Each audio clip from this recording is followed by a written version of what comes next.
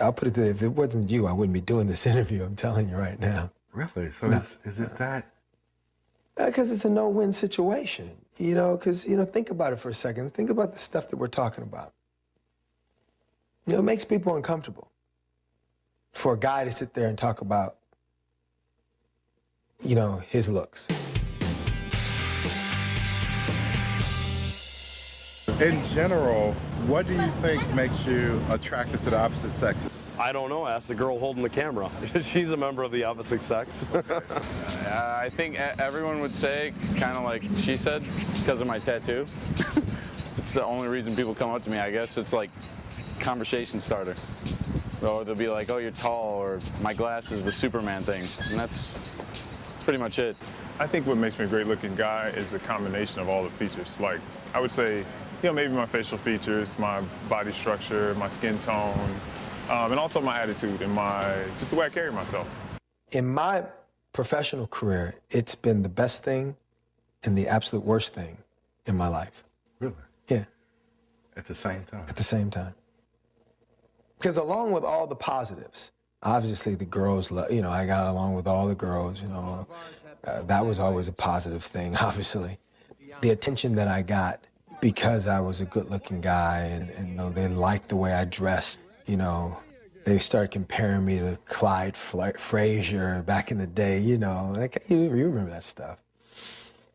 But at the same time, being a professional athlete, it's not always a positive, you know, as being a great-looking guy, you know, or somebody, as some people say, pretty motherfucker, you know, with that little twist in there, you know, because the first thing they want to do is they want to think you're soft.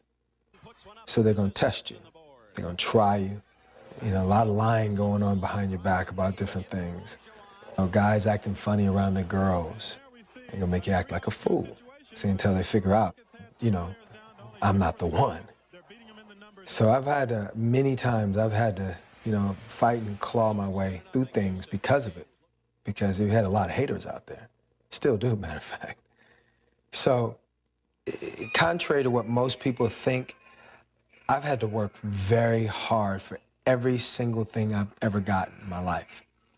You know, people think that, you know, people just set things in my lap and I don't have to work for it. It's completely the opposite. Even when I was doing television, you know, I would work very hard in the substance of what I was talking about. I would come in with both guns loaded so that anything that would happen in the course of the night, I would be ready for it. In a cool gym, if you take some of these supplements, they really do hype your system up and you sweat like a, you know, like a pig. Sorry, guys. I gotta get some of them. And then you ask someone what you talked about afterwards, and all they wanted to talk about how good you looked on television. So sometimes they didn't even hear what I was saying.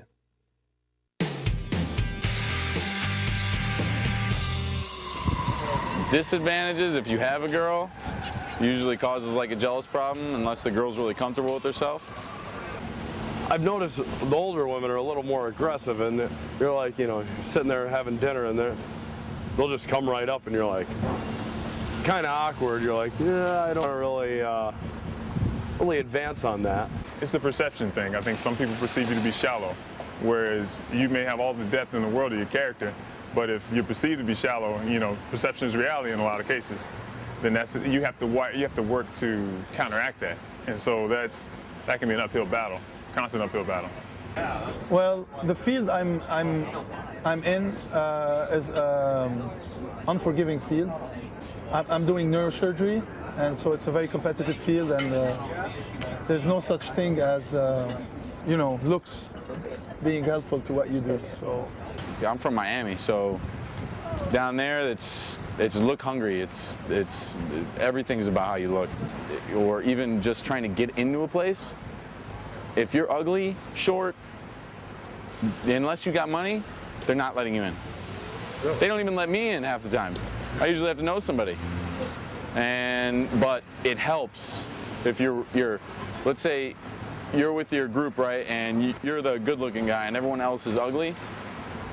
You're gonna have a way harder time than if you're the good-looking guy with a whole bunch of good-looking people. They're letting you in.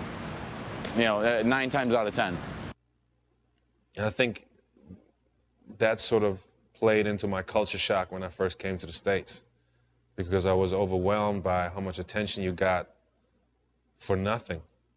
Model turned actor Boris Kodjoe joins the ranks at number 24. Boris is gorgeous from Soul Food. Right. Yeah, he's fine. He essentially looks like a giant ice cream sundae. Lick, lick, lick, lick, lick. I used to have long curly hair, and Boris set a new standard in sexy men, so I had to shave mine down. When people treat you differently because of the way you look, they're rarely ever concerned about who you are as a person and what you stand for. Well, I grew up in a small town in Germany. There was no beauty pageants.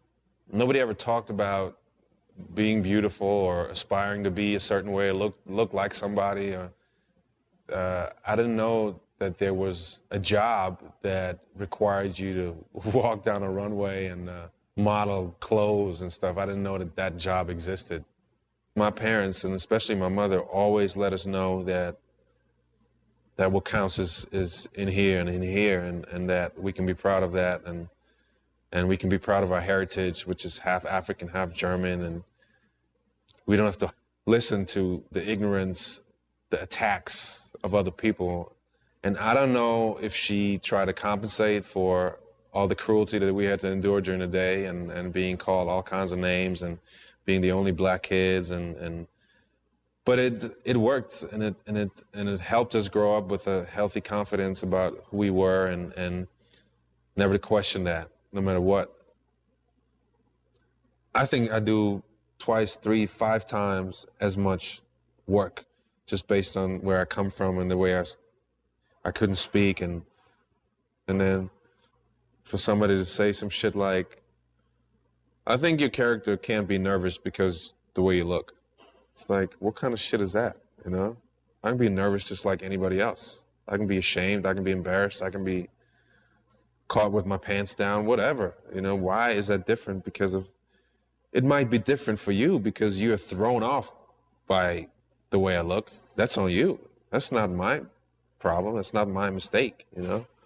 It's like, if you perceive me that way, then maybe you should think about your issues, you know, rather than question my ability to portray something when all you're focused on is my chest or whatever. I don't know. And it's just, it's so annoying. Well, what a sex symbol, and I'm like, that's when all my lights go out already. I'm like, all right, anyway. You know, it's so annoying. It's like, shut up. Whatever.